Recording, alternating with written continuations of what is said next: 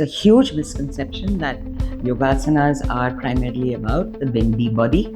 Toes, Mona, your feet are exactly like your fingers. How much mobility do you have in your fingers? Do the same thing with your toes and show me. So Ardhi is that higher place, that mental space. When there's an imbalance in Ardhi, it manifests as Vyadhi, which is in the body. Sure. Yeah. Psyche, which is your mental, emotional being, your psyche. Yeah. And Soma, which is body. I would say the pillars of staying young. Reverse aging. The concept of aging with perhaps the loss of good health. One of the markers of being older is the loss of good health. Muscle is the one organ in the body that will respond to stimulus and grow at any age. But if you break up that word, it's du, which is bad or negative, kha, which is space. Negative space. If you were to look for a reference to stress in our text, I would hone in on the word Dukha. Sadness. No, that is the misconception. 80% of the time you have to sustain your whatever your physical fitness routine is. Whether it's a game, whether it's gymming, whether it's yoga, whatever it is. It feels so good to have that upper body strength. And for men, it would be lower body flexibility. Love this, that at 64, you're stronger than when you were 20. My commitment to exercise and yoga has pulled me back from almost suicidal depression more times than I can count. Yeah. Yoga, Chitta Vritti Nirodha, is the second sutra of Patanjali's Yoga Sutra, which today we can aptly use to describe the guest Indira Das, who's joining us at Vitamin B. Welcome to Vitamin B with Mohana, a podcast to help you take control of your well-being. Indira is 64 and simply exemplifies fitness, and she shows us this can be done through consistent practice and a life full of experimentation. Indira practices the Bihar school of Hatha Yoga and teaches the same, and she truly also believes that Indian ancestral and Indian ancient wisdom is one for the world and it's ahead of its time. I'll welcome you now to join me and Indira in a beautiful, fun-filled conversation where we actually will explore the area of reverse aging. So sit back, relax, and enjoy.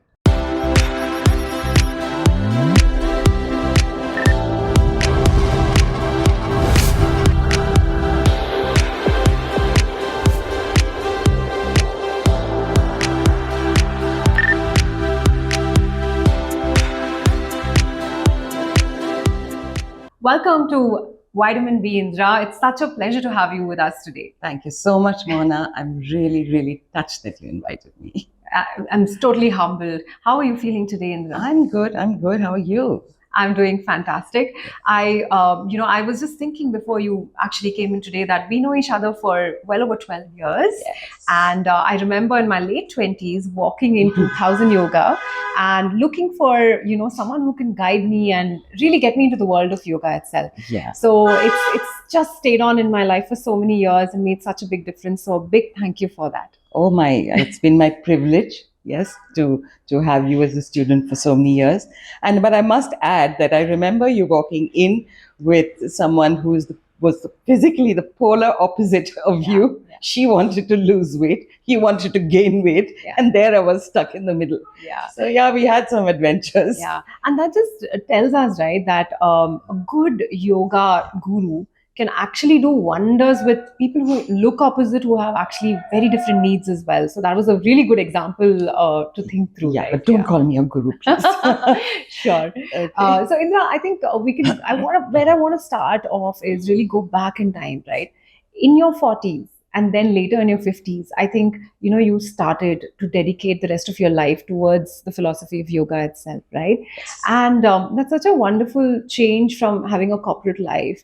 For me, it makes me think that something was inherent, something in your early formative years actually could have influenced, right? What influenced you? Yeah, absolutely. That's a really easy question.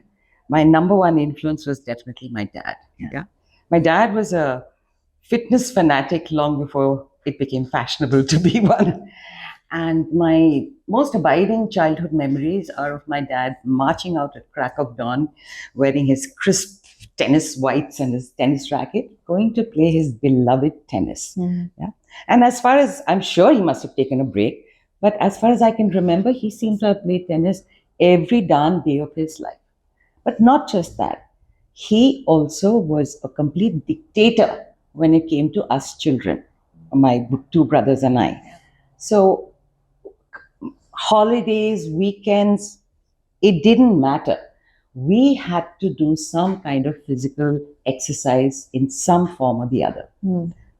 Where we lived in Delhi, and every weekend we'd be bundled into the car, driven to Rajpath. Car would be parked at the bottom of Rajpath, and we had to walk, run, crawl all the way up. Yeah. And those days there was this big water body which had boats for hire. So all of us would walk, crawl, run up and get into those boats and row all the way back. Even the dog would be taken along, thrown into the water, and made to swim behind us so that even the dog could get exercise. Wow. Yeah. And very honestly, as kids, we resented our dad hugely. But when I look back today, I'm so grateful because keeping some kind of physical exercise as part of our daily routine became almost ingrained in our DNA. Yeah. Yes. And it was hard to let go of even when we grew up and had the usual, jobs and marriage and children. But that said, I also want to add one thing, Mona, which is the absence of an influence. Yeah. My dad was a huge influence. But I grew up in the 60s, 70s, 80s. Sure. Yeah. We had no internet. We didn't have remotes for our television. Yeah. There was no Netflix, there was no Insta, there was no YouTube, there was no, what is it? Big Basket, all these conveniences. Yeah.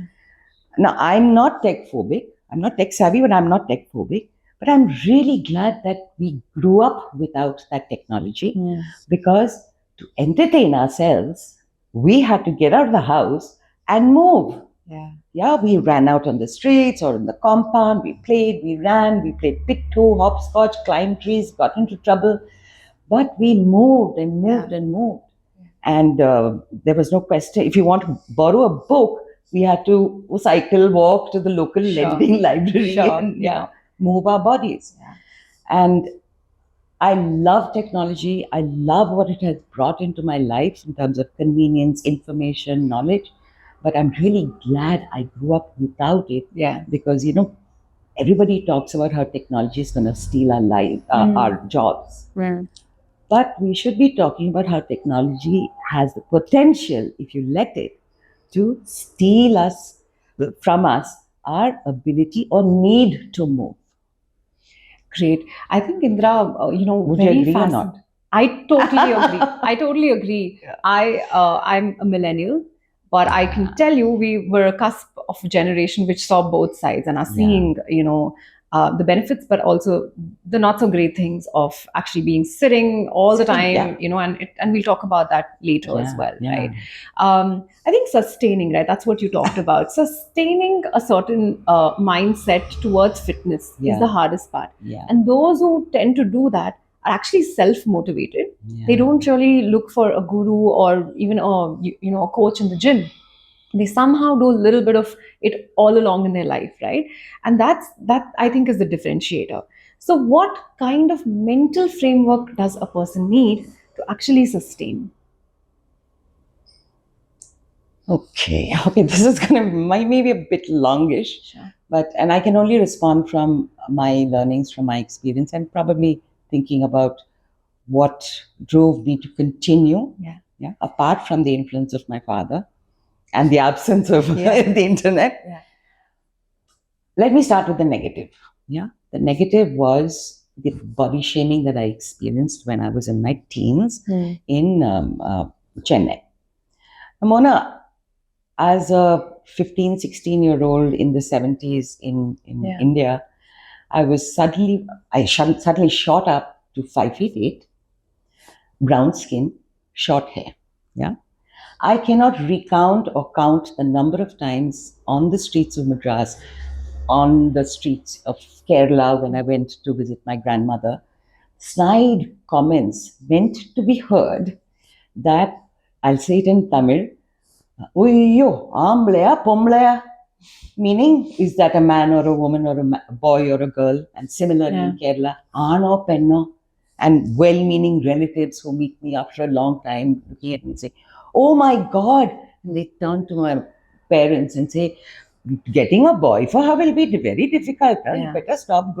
These things are like stabs to your psyche. As a young child woman, it just led to, personally, it led to a long period of time where I really hated my body. Yeah. But thankfully, the positive side is vanity. Okay. Probably driven by, all this body shaming I experienced. The trigger point was again something so incidental, so trivial, which is that my brother bought me my first pair of foreign jeans. Now again, this is 80s India. There are no firang things, okay? And what a thrill! And the darn things didn't fit me. Yeah. I was heartbroken. I was just heartbroken. And I think somewhere I decided that I will die in the effort, but I'm going to get into those damn jeans. So I must have been about 20, 21. And I, for the first and only time in my life, I went on the worst possible diet, which is just raw vegetables, maybe an egg, just enough to stop, not starve. My mother used to weep tears. But a couple of months, I got into those jeans. And I looked in the mirror and man, I loved what I saw. Yeah, suddenly I was tall and slim. Yeah. I think at that point I decided, okay, this is who I want to, at least physically, this is what I want to look like. This is my identity. And thanks to the inherent discipline, thanks to my dad, I knew that I had the tools to maintain it. Yeah. So yeah, I think that is those are two things: body shaming and vanity. But I want to add, life hits you at some point, right? Like you said, maintaining is the tough part. Right. Yeah. Life happens, work happens, job pressures happen, marriage happens, and then of course the biggest destroyer of women's bodies, pregnancy happens, right? Yeah. So after my second son was born, so I was 5'8" and almost 5'8" this way as well. Yeah. I was miserable. So as soon as I got my body back, I went running to the gym that I used to go to, aerobics, step aerobics, and the trainer there called Dave. I told him, Dave, I want to get back to my pre-pregnancy weight, and I need you to help me personally. So he said, yeah, sure. So he put me on a slight calorie deficit diet. Ghar ka khana, normal, everything you normally eat, but slight calorie deficit. And 6 days a week of pretty intense working out, which was fine by me. And it took me about a year, but I came back to my pre-pregnancy weight. And now this is the point of this long katha, okay? Once I had reached my pre-pregnancy weight and I was happy and regained my identity, Dave sat me down and gave me two of the most valuable tips when it comes to maintenance. The number one rule, it's a rule actually, not even a tip. He said, Indira, for the rest of your life, first rule you're going to follow is what he called the 80-20 rule. Sure. Yeah. So he said, again, life is going to happen. You're going to go on holidays. You will bunk your workouts, whatever. Yeah. But for the rest of your life, the rule that you follow is that 80% of your life, you will maintain a consistent physical fitness practice, whatever it is. It can change through the years. But 80% of the time, you will maintain it. And 80% of the time, you will make healthy choices when it comes to food. Yeah. The other 20% do whatever the hell you want. Yeah. Okay. So that was rule number one. Yeah. The second rule, which is a gem that I clung to all my life, is what he said is rule number 2 is that you've got your ideal weight. for the rest of your life, set an alarm in your brain that anytime your weight crosses 2 kilos beyond your ideal weight, literally slam on the brakes, do whatever you have to get rid of those 2 kilos. Okay. Yeah. Because 2 kilos is far easier to lose than 10, 20, 30. Yeah, it's the 30 and all is like a nightmare. Yeah, you fall into depression at the thought of it as well. Yeah. So I applied that because, of course, I did periodically gain weight, went on a holiday, stuffed my face for 3 weeks, whatever, all the things we all do. But that alarm bell would go off and I would bring that weight back to what I wanted it to be, hover around.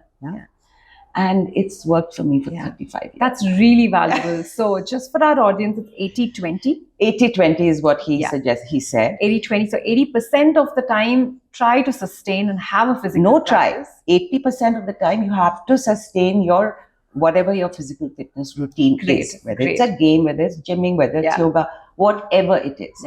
You have to ensure that 80% of your time, your life, you've done that. And food-wise also, 80% of the time, make smarter choices. You can't expect to eat dessert every day and not gain weight or, not have some health issue or the other down the line. And the other is 2 kilo limit. 2 kilo limit. I love that. I think that's something through our classes, and we do classes together even now. I always keep that in mind, and I think that's applicable irrespective of the body type as well. Absolutely. Absolutely. So struggle to get to your ideal weight. Maintain a fitness routine. But once you've got there, maintenance is the toughest part. Let's recognize that. And give yourself this 2 kg leeway, because it gives you freedom when you're on holiday, not to be anal, And let that alarm bell go off, get rid of those 2 kilos. I've even pre-holiday sort of gone into a slight calorie deficit to lose a kilo later. Because, to lose a kilo before my holiday. So that I can have a blast and not worry about anything. But I think they're very valuable, things that one can actually easily sort of use as a framework. It has been easy. It required effort. That discipline has to be there. But it's so much easier than, waiting till you're 10, 12, 15 kilos overweight and thinking, oh my God, I've got this mountain to climb. So one of the things that we want to focus on today, Indira, you are 64 and look so fabulous. The muscle, the body mass, all of that is something that, I think the audience can very easily tell that you have sort of built that over a period of time and sustained it as well, right? So it's really, really very inspiring. When it comes to just, taking that aspect and looking at how people are living today, right? And what our health span essentially itself is about. So your Ministry of Family and Health recently actually said that Indians are living longer. That is, from an average age of 64, it's moved to 67. But our health span has just moved by a smaller needle, right, of just 2 years. So we have a long... As in, we stay healthier just a couple of years longer. The whole average has increased by 2 years. And not as fast as how lifespan has increased by 4 years on an average. And hence what's happening is people apparently are living longer but with more diseases. And these diseases seem to have come to them little later in their life as well, towards the last part. So people are dying sick, essentially. So that's really what a lot of things are indicating towards. So one of the things that, we just take a step back and fundamentally try to understand this process of aging itself. I want to get your views on what is aging. Is it something that is influenced more greatly by the mind or by the body itself? Oh, that's a deep question. It's kind of like asking which came first, the chicken or the egg.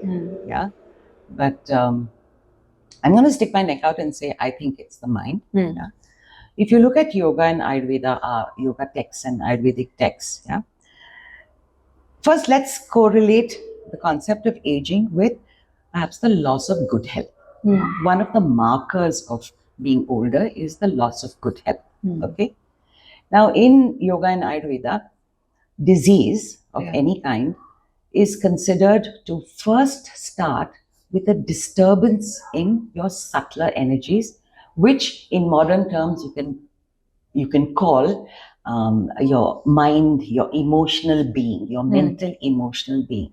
So when there's an imbalance in the energies of your mental emotional being, which is not corrected over a long term, then it manifests into disease, as disease in the body. So Adi is that higher place, that mental space. When there's an imbalance in Adi, it manifests as Vyadhi, which is in the body. So that's one very clear guideline or clear concept in yoga and Ayurveda. Now, if you were to correlate it to modern language, what is Adi and Vyadhi? Psychosomatic. Sure. Psyche, which is your mental, emotional being, your psyche, and soma, which is body. So psyche comes first. Psychosomatic. Sure. And let's dig even deeper. What is the primary cause of death nowadays? Psychosomatic diseases. Yes. What is at the root of most, at least medically what they say, root of psychosomatic illnesses? Stress. Where does stress manifest? Right. In our mind. And you can't get rid of stress. So you have to be able to deal with it well, come back into balance mentally for the body to stay in balance.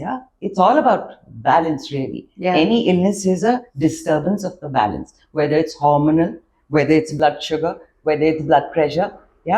You're meant to stay in a certain range. The minute it goes this way or that way, it's off balance and you have BP, diabetes, whatever. So I think definitely the mind. It starts with the mind, and which is why yoga is so much about your mental strength. No, absolutely, and I could not agree more. And I think there's a lot of content these days which do sort of tell you that the ancient wisdom of India, they already had touched upon the fact that the universe is energy, right? It's just vibration. So what you let out through your mind has a huge impact directly on the body as well. Oh, completely. In fact, you're talking about energy and what is now being discussed, keeping meditation being a key aspect of or tool to deal with stress. Stress, if you were to look for a reference to stress in our text, I would hone in on the word Dukha. Sadness. No. Okay. That is the misconception. Dukha, we translate it as sadness, grief, sorrow. But if you break up that word, it's Du, which is bad or negative, Kha, which is space. Negative space. Where is that space? Within this thing that we call our skull. Interesting. And ironic that one of the most successful meditation apps in currently available is called Headspace. Oh, right. So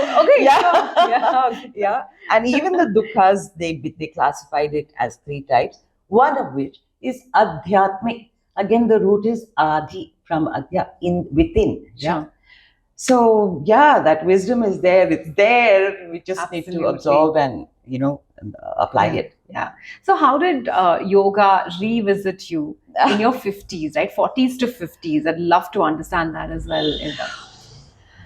Okay, so I was in advertising for quite some time, and I think somewhere down there, I had a blast. I loved all the madness and the so-called glamour. There's no glamour. It's just bloody hard work. But you meet the craziest people in that industry, and it was awesome. But at some point I thought that I've got to do something more than use whatever creativity I have to sell people or to convince people or to tempt people into buying stuff that is crap. I felt, I think, now I won't say guilt, but I just thought this is so pointless, It's so valueless. I started not valuing what I did. And I was searching for what are the possible options. And around that time, the first yoga teacher training courses started popping up in Bangalore. And when I heard of one of them, I thought, okay, let me do it. Not with the idea of becoming a teacher. I thought, okay, I want to explore more and let me do it. And so I did those courses, got my, whatever teacher training certification, 300, 500, whatever. And I parked it for quite a bit of time. But then at some point I transitioned from being part-time in advertising and creative and part-time teaching. And then I think at around 51. Yeah, that's incredible. I think it's also a great story, Indira, for people who find themselves similarly, right? In this space where you've done your corporate career, you've done a certain job, and this taboo that, your parents, even now my mother's like, why are you doing this podcast, right? Why are you changing it? This is not a job, right? So how do you sort of take that risk, or what I call as an opportunity potentially, right? And make that change. I think that's great to see people who have done it, and love to actually share this with the audience as I think I have absolutely no regrets. I'm much poorer, but I think I'm happy. I feel I'm at least adding some small bit of value to people's lives. Which is I think some karmic blessing, please. So Indira, I want to talk about a fascinating topic, right? The relationship between yoga and muscle. Because yoga is, of course, adaptable in a range of things, from maternity to, sickness to therapy, etc. But this whole thing that, people generally think yoga is associated with flexibility, it's not so much to do with muscle building, and you need to hit the gym for that. But somewhere, even in my own practice of over a decade, I don't feel like making the shift. So what's the solution for people like me, right? And what's the relationship between yoga and muscle? Okay, so first I think let's differentiate between yoga, the science and philosophy, and yoga asana. So we're talking about yoga asanas. Now, yes, it is a huge misconception that yoga asanas are primarily about the bendy body, and flexibility. So let's step back for a bit and take the one verse from the Yoga Sutras, which is one of the primary books of texts of yoga, ancient texts, where he describes, Patanjali describes yogasana in literally 3 words, which is Sthiram, Sukham, Asana. Now, what does Sthiram mean? Sthiram means stability, rough translations, and Sukham means ease. Now, Patanjali was talking about being at ease and steady while sitting for long hours in meditation. But you can apply it for a more physical dynamic practice as well.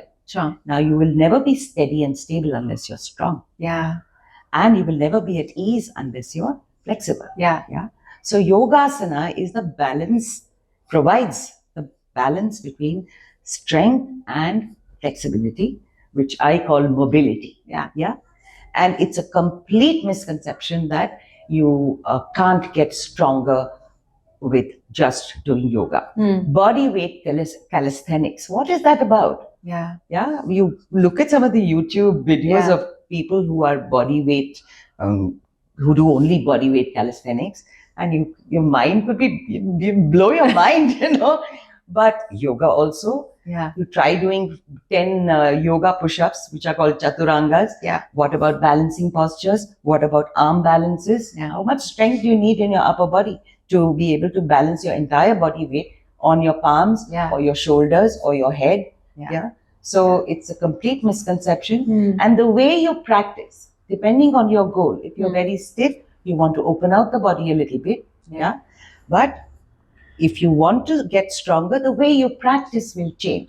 Your yogasanas. You might have more repetition. You might have more dynamic practices. I'll give you an example of a particular style of yoga called Ashtanga Yoga. That's it's also sometimes called Mysore style of yoga. And it was developed for young people in many decades ago by T. Krishnamacharya to get younger people enthused of doing yoga by giving them a more demanding, challenging and dynamic practice. Just doing 12 Suryanamaskars of Ashtanga Vinyasa, you end up doing nearly 30 push-ups. I'm smiling because I've done it. I know. No, seriously. And that's just the 12 Suryanamaskars. And then if you do the whole program or the set of asanas, in between every asana, you're doing a full vinyasa, which again involves chaturanga, balancing, weight bearing. It's crazy, but it's awesome. No, it's fantastic.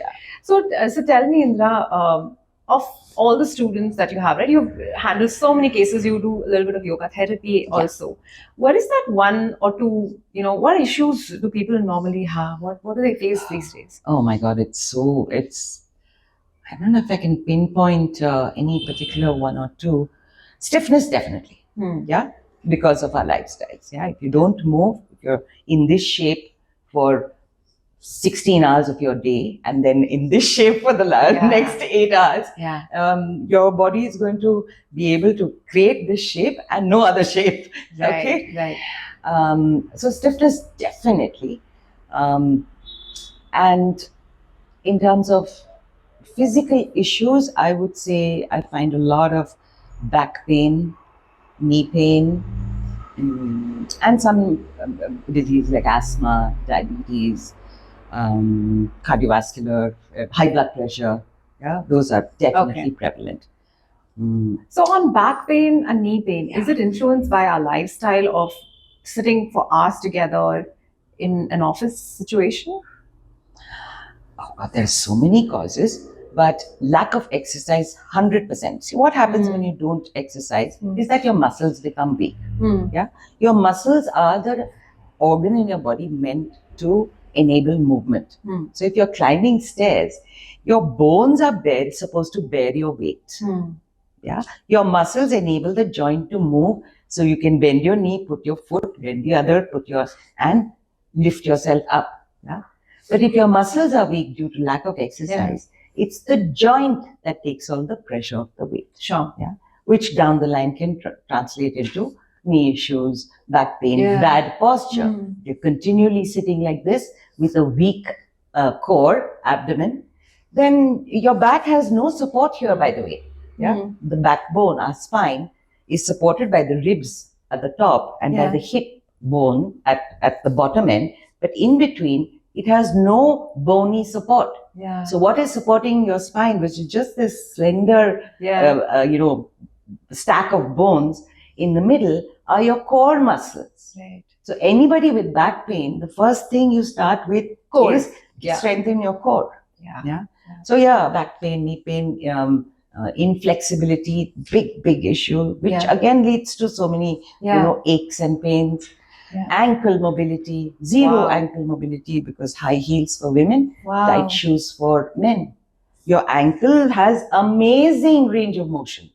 You've lost all your range of motion in each of your joints because you never use that. And you never think of these things, right? That because you're just wearing shoes, it could lead to a situation of that kind. And you're sitting you've never made a demand from your ankle, keep bend all the way up or point all the way down. You've never asked it to do it. So it's retired. It will stay in this shape and not move. Toes, Mona, your feet are exactly like your fingers. How much mobility do you have in your fingers? Do the same thing with your toes and show me. Very interesting. Wow. I know I'm ranting, but this is... But I think someone once told me, one of the doctors I had visited because I was unwell, she actually said that you don't look your age. And I was telling her, I just do yoga. I literally don't, and I don't do it every day. So she said that's the beauty of it, that people don't understand, that they go on extremes, right? Either a diet or they're sitting in the gym for hours together. And we talked about having a perfect workout. But how do you keep something that touches your entire body and do it over time? So it stays with you. Yoga stays with you. Whatever you choose, swimming, yoga, cycling, it stays with you over the years. And I think that is a proactive way of actually managing your health to a large degree. And you have to keep adjusting. You have to keep adjusting depending on your circumstances. That circumstance of your and context of your life. Certainly. And Indra, that I just want to stay with aging itself, right? As a theme. In the West, a lot of podcasts, a lot of people have started now talking about this concept called reverse aging, right? But at the end of every podcast, I realize there are three things. One, yes, there's exercise, which seems to still be just a portion of the entire effort. Then there's nutrition, certainly a good part of it. But the largest and the most ironical thing is they are actually consuming a lot of concoctions of hormones. So testosterone, progesterone, there's a whole range of hormones that are being pumped into the body. And I don't know, I don't have a specific view, but it's happening. I'd love to get your views on the entire approach to reverse aging itself. Yeah, so like you pointed out, I would say the pillars of staying young, reverse aging. Yeah. Number one, which a lot of people sometimes don't realize, is sleep. Yeah, the quality of your sleep makes a big difference to your entire physiology. Yeah, so that's a huge one. Exercise is another huge one, 100%. Because here's something about muscle, which is now being discussed in modern science, is that the muscle is the one organ in the body that will respond to stimulus and grow at any age. Wow. Yeah? At any age, it will respond to stimulus and grow. Stimulus meaning weight training, running, jogging, whatever. Sure. And it will grow. So it responds. And strong, healthy muscles affect almost every other system, have the ability to affect every other system in your body. Whether it's your sugar regulation, blood pressure regulation, hormones, balance of hormones, immune system. So those discoveries or that information is now out there for people to realize, really. But coming to medications and hormones, I think the big thing nowadays is GLP-1 and Ozempic, which are supposedly mimicking the naturally occurring neurotransmitters and chemicals, really, that are owned by. If you don't mind, what is Ozempic? So that our audience Ozempic is a brand name of one of the drugs, that is medications, that are currently being discussed and is a big hit, that people who are obese can take on a daily basis. And what it does, I have basic knowledge of it. What it does is that it suppresses your appetite and slows down your digestion.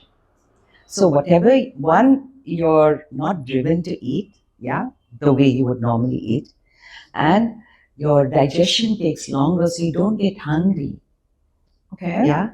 Personally, I think it's a miserable way to live.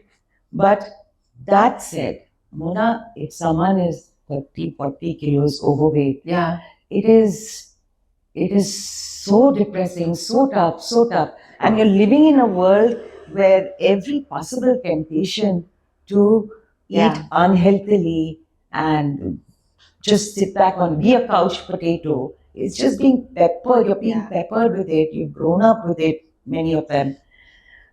So maybe these drugs are a good way for them to get to a point where they can take charge and have that discipline and motivation to not need medical intervention. But I think even if you are going down that route, you have to change your relationship towards food and exercise. Yeah. Because if you ever go off that and you revert to your pre-medication lifestyle and choices, that weight will come back with relatives. Sure. Yeah. So I love that. I think it's any person who's gone through the struggle of losing weight and has reached the ideal weight and reverted to whatever other nonsense they were doing, knows it, that it just keeps coming back, and then you start again, and it comes back. Interesting. It's a vicious cycle. Yeah. So I just want to switch gear completely. Your quick reactions on artificial intelligence in yoga. Oh God. Is it a fact or a fad? Okay. Oh, Yuval Harari thinks it's a fad. Okay. Yeah. No. So I have had some personal experience with testing out one of those smart mats. And but what I found was maybe there is now technology that will enable a yoga mat and the camera and an app to mimic a yoga teacher, live yoga teacher. But I don't think it's going to happen in a huge hurry. Yeah. Plus, the relationship you build with a good yoga teacher or a hairstylist or a nurse, that human touch, that ability, your teacher can look at you and you can if you're doing personal classes. So many times I have a student who enters the class, or we start the class and say, Indira, I didn't sleep at all last night. Immediately I can change it. We've done it so many times. We've done it so many We've times. cancelled classes so many times. So immediately you can adjust. Or they've just come back from a 16-hour flight and their back is hurting. Immediately I change the practice to restore balance. That's a lovely example. Yeah. So that connect is something that is needed, right, for human beings. I think so. I'm a yoga teacher, of course. I think so. So I asked a number of people, both men and women of all age groups, when you have a speaker like you who's coming in for the podcast, what would they want to understand about you, right? And how did you get to the fitness in such a dedicated manner, right? Especially, I want to impress on people that you are in your early 60s and it's unbelievable, right? How it can be done through sheer dedication and keeping it very simple. So, Indra, what is your daily routine? How many hours do you actually work Oh, God. Yeah. Okay, number one, Mona, I actually don't have a routine. Yeah. And I'll tell you why. Because, and this is where it's real. The minute you set yourself to mentally that I have to have, 3 days a week, 1 hour of this, half an hour of that, 10 minutes of this, you are setting yourself up to fail. Because life is going to chuck so many curveballs at you, and you suddenly realize you're horribly stressed at work, or there's some financial pressure suddenly, or your child has flunked his exam. So many things that keep coming at you. So I think we should take a leaf from yoga asanas and say, be flexible. That's so beautiful. Be flexible. And personally, let me give you an umbrella, bird's eye view of what I have as things I should include. Sure. All right? Yeah. So I started weight training in last year. Okay. Yeah. Mild, slow, steady. Yeah. But so in my week, or maybe in 10 days, I want to be able to find the time to do at least 2 hours of my own yoga practice. I'm a yoga teacher. I have to, obviously. 10-15 minutes of HIIT, which is nothing fancy. I find some random dance video on YouTube, put it on 10-15 minutes. Literally sometimes between classes, because I have no other time. Twice a week, or twice in the course of max 10 days, I want to be able to do 10-15 minutes of HIIT and about 30 to 35 minutes of weight training. So that is my overall picture. Now, I have not set Mondays I will do this, Tuesdays I will do that, Thursdays no. It depends on what is coming at me from the external world. My students, whether they want to shift their time from morning to evening, or I have to take the dogs to the vet. So many things. So I keep it flexible. I have this overall goal. I try and meet those goals. Over a span of time. So I'm not under pressure. Ki kal maine yoga nahi kiya, or I'm not guilting myself all the time. Overall, 80% of the time, Got it. That's super. And I think you had said something very nice in one of our conversations, right? How you don't need a perfect 1 hour. Just do what you can, but do it constantly, right? That's really the I think principle. Consistency and regularity beats, the amount of time. If you have that luxury, nothing like it. That's the perfect combo.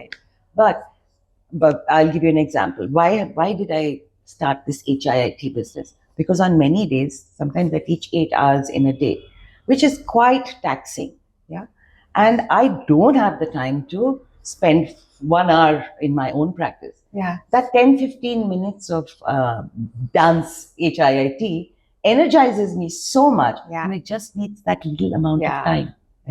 So if you don't have time, what is stopping you? when you're on the phone at work from walking up and down. Sure. Yeah. Why are you sitting? Climb a flight of stairs. Do 5 push-ups at the kitchen counter while your water is boiling for your coffee. Yeah. These are like pennies you put into a piggy bank. Got it. Yeah. Just really nice. Keeps compounding over time. Yeah. And food, what's your food methodology for yourself? Okay. Number 1, no snacking. Yeah. I don't snack. Very rarely snack. I do not eat dessert and sweets on a very regular basis. Once in a while, I'll pig out shamelessly. Fine. Secondly, mostly home cooked food. Yeah, I've concentrating more and more now on protein. Yeah, so I try and ensure that I've got a good intake of protein. Okay. And of course, veggies, and I love all vegetables, so it's not a problem for me. And carbs, but not overdoing it on the carbs. If I'm eating rotis, max 2 rotis. I can't eat any more than that, thankfully, over the years. Yeah. And so that would be my rough diet. I don't even want to call it a diet. It's how I eat. Yeah. How I eat. Okay. Yeah. No, that's great. So keeping it simple, keeping it balanced. Yes. And very, very, very little processed and junk food. Yeah. I love Maggi noodles. I have it once a year.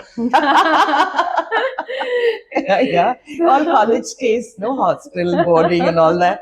But once a year, I will have it. Yeah. But that's it. I don't touch as far as possible any processed food. Yeah, thanks for sharing that. And Indira, one of the last things that I want to understand is what is that one essential practice, right, from yoga that anyone and everyone should actually follow? If you were to recommend it. Move your body. I've shared this with you so many times that yoga just keeps adapting. There's really no one size fits all. But from what I've seen over the years and in my experience, one is something called Sukshma Vyama. You can Google it. It's there. It's a Sukshma Vyama. Sure. Yeah. It is nothing but, it'll take about 15-20 minutes. It is nothing but what we briefly spoke about earlier, warming joint rotations. You have a certain number of joints. Take your joints through their range of motion. Yeah? Interesting. Mobility. What do we lose when we grow old? Yeah. Mobility. Yeah. People will be turning their heads like this. They have to turn their body. Yeah. I'm not dissing them. I'm saying you've lost it. Yeah. Because you've not done, 5 neck rotations ever in your life. Yeah. Right? Or ankle joint, knee joint.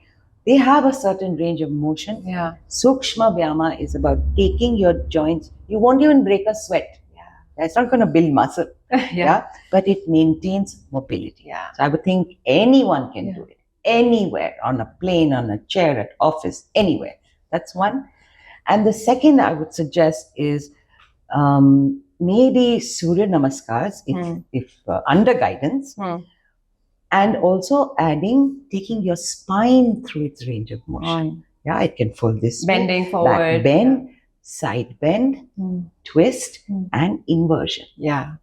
So keep the spine healthy, because that's your channel for everything when it comes to your assistance, right? Yeah. So I would definitely say these two. These are must do. These are things that probably will give you some fundamental benefits, at least when it comes to mobility as you grow older. Yeah. And with women, I would say upper body strength. Yeah. We think that it's not for us, but you know me. Chaturangas, do your push-ups. Absolutely. Yeah, so it's very hard, but it's very hard, but it is so worth mastering, because suddenly a whole world opens up just in terms of yogasana itself. Arm balances open up, inversions open up, and it feels so good to have that upper body strength. And for men, it would be lower body flexibility. I find very, very, very stiff. Interesting. Yeah, these are so good. I do remember once talking to you a while back that you've got a bar. And, and it's making you truly understand that. And I love this, that at 64, you're stronger than when you were 24. And I thought that was just amazing, Indra. So how does that feel? It feels good. It feels good. And yeah, I've begun to enjoy it so much. You know, that earlier effort where, like every other human being, I'm lazy. Yeah, my body wants to curl up in bed with a book or a screen. Yeah. But that earlier effort is no longer an effort for me. Nice. Yeah? It will continue to be for a lot of people for some time. I feel unhappy and uncomfortable if I know that I've not done my practice, and I love it.